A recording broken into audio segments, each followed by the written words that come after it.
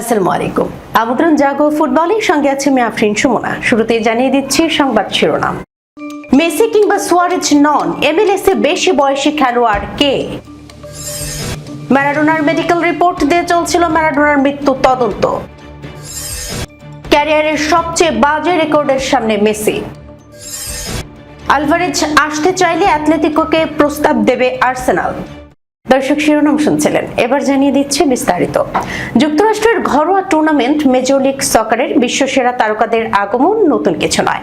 David Beckham থেকে শুরু করে জলাতান ইব্রাহিমোভিচ, থিয়েরি অরি ও কাকার পর এখন লিওনেল মেসি ও লুইস সুয়ারেজও। বয়স পড়লেই যেন এরা মার্কিন মুলুকে চলে আসে। তবে ৩৯ বছর বয়সী মেসি ও সুয়ারেজ দুজনের কেউই নন। এমএলএস এর ইতিহাসের সবচেয়ে বেশি বয়সে মাঠে নামার রেকর্ড তাদের কারো দখলে নেই।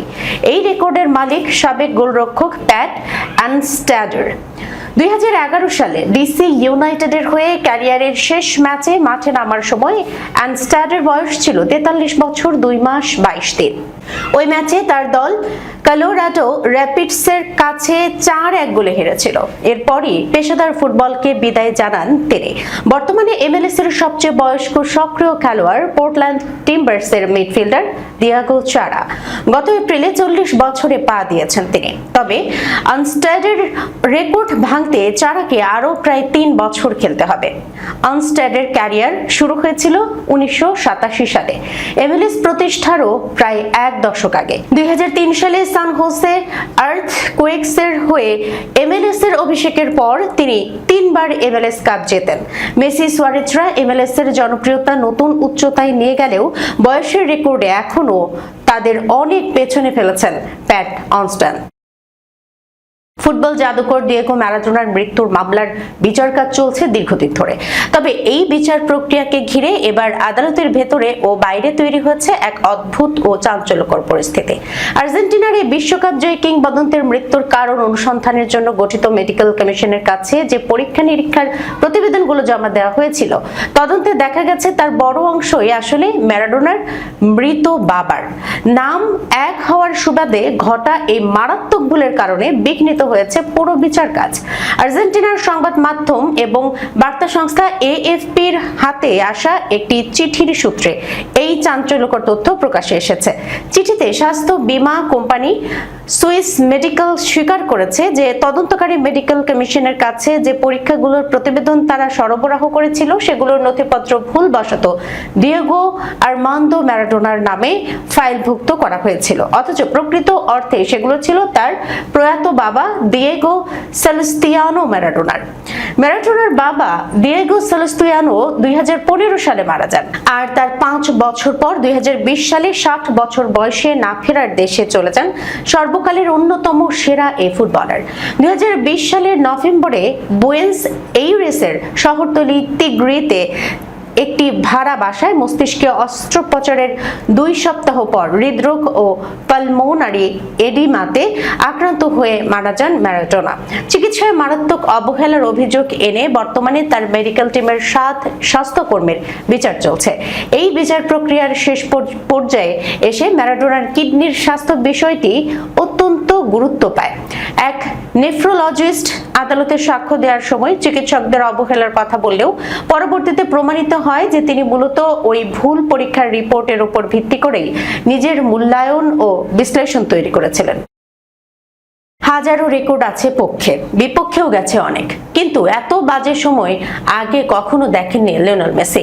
আর্জেন্টাইন সুপারস্টারের সামনে এখন এমন এক রেকর্ড অপেক্ষা করছে যা তার ক্যারিয়ারে কখনো হয়নি। বলা চলে সবচেয়ে বাজে রেকর্ড থেকে মেসি ৯০ মিনিট দূরে। কিন্তু কি সেই রেকর্ড? ক্যারিয়ারের সবচেয়ে দীর্ঘ জয়হীন রেকর্ড ধরার রেকর্ড ছোঁয়ার সংখ্যা রয়েছে মেসির। ইন্টার মায়ামির হয়ে টানা ৪ ম্যাচ জয়হীন থাকার পর আগামী শনিবার সিএফ মন্ট্রিয়ালের বিপক্ষে ম্যাচটি তাই আর্জেন্টাইন তারকার জন্য হয়ে উঠেছে মহা গুরুত্বপূর্ণ। মিয়ামির সাম্প্রতিক সময়টা অবশ্য বেশ কঠিন। টরন্টোর কাছে ২-১ গোলে হারের পর দলটি টানা ৪ ম্যাচে জয়হীন ছিল। তবে এই সময়েও মেসি ব্যক্তিগতভাবে ছিলেন কার্যকর। ৪ ম্যাচে তার নামের পাশে ছিল ২টি গোল ও ১টি অ্যাসিস্ট, কিন্তু দল জয় পায়নি। মেসির পেশাদার ক্যারিয়ারে সবচেয়ে দীর্ঘ জয়হীন ধারা এসেছিল 2013 সালে। তখন বার্সেলোনা জার্সিতে মাঠ কাঁপাচ্ছিলেন মেসি। সেবার টানা 5 ম্যাচে জয় পায়নি বার্সা। 4টি ম্যাচ ড্র এবং 1টি ম্যাচে হেরেছিল তারা। ফলে মন্ট্রিয়ালের বিপক্ষে জয় না এলে সেই 5 ম্যাচের রেকর্ডে পৌঁছে যাবেন মেসি। এর আগে 2025 সালেও ইন্টার মায়ামি 4 ম্যাচ জয়হীন ছিল, তবে সেই ধাক্কা সামলে পরের 5 ম্যাচেই জয় পেয়েছিল দলটি। এবারও তাই মেসি ও মায়ামির সামনে মূল লক্ষ্য ছিল দ্রুত ঘুরে দাঁড়ানো। বিশেষ করে 2026 সালের দলটির রক্ষণভাগ নিয়েও উদ্বেগ বাড়ছিল। মে মাসের পর থেকে মায়ামি কোনো ম্যাচে গোল হজম না করে মাঠ ছাড়তে পারেনি। স্প্যানিশ ক্লাব অ্যাটলেটিকো মাদ্রিদের সময়টা একদমই ভালো যাচ্ছে না আর্জেন্টাইন তারকা ফরওয়ার্ড হুলিয়ান আলভারেজের। সমর্থকদের দোয়া এবং ক্লাব কর্তৃপক্ষের সঙ্গে টানাপোড়েনের জেরে তাকে ঘিরে তৈরি হয়েছে বড় অনিশ্চয়তা। আর এই সুযোগটাই লুফে নিতে প্রস্তুত ইংলিশ প্রিমিয়ার লিগের বর্তমান চ্যাম্পিয়ন আর্সেনাল। দলবদলের শেষ সপ্তাহে সবুজ সংকেত পেলেই রেকর্ড অঙ্কের ট্রান্সফার ফি দিয়ে এই ফরওয়ার্ডকে নিজেদের ডানায় ভেড়াতে চায় গানার্সরা। ESPN এর এক প্রতিবেদনের সূত্র অনুযায়ী আলভারেজ বর্তমানে আর্সেনালের প্রধান আক্রমণাত্মক লক্ষ্য। এর আগে গত জানুয়ারিতেই গানার্সদের এই ফরওয়ার্ডকে দলে টানার ভাবনার কথা প্রথম প্রকাশ করেছিল ESPN। স্পোর্টিং ডিরেক্টর আন্দ্রে বেরতার তত্ত্বাবধানে দলবদলের ব্যাকগ্রাউন্ডের কাজ আগেই সেরে রেখেছে ক্লাবটি, যাতে সুযোগ আসা মাত্রই দ্রুত পদক্ষেপ নেওয়া যায়।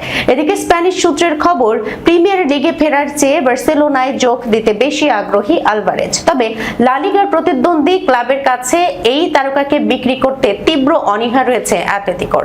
এমন জটিল পরিস্থিতির মধ্যেই গত রবিবার ভিয়ারিয়ালের বিপক্ষে 2-2 গোলের ড্রয়ের ম্যাচে মেট্রোপলিতানো স্টেডিয়ামে এক অস্বস্তিকর পরিবেশের মুখোমুখি হন আলভারেজ। ম্যাচের শুরুতে তার নাম ঘোষণার সময় গ্যালারি থেকে দুও দেয়া হয় এবং 66 মিনিটে বদলি হিসেবে নামার সময়ও তাকে লক্ষ্য করে দর্শকদের একাংশ টিটকারি দেয়। ম্যাচ শেষে সতীর্থদের সঙ্গে সমর্থকদের ধন্যবাদ না জানিয়ে সরাসরি মাঠ ছাড়েন এই আর্জেন্টাইন তারকা।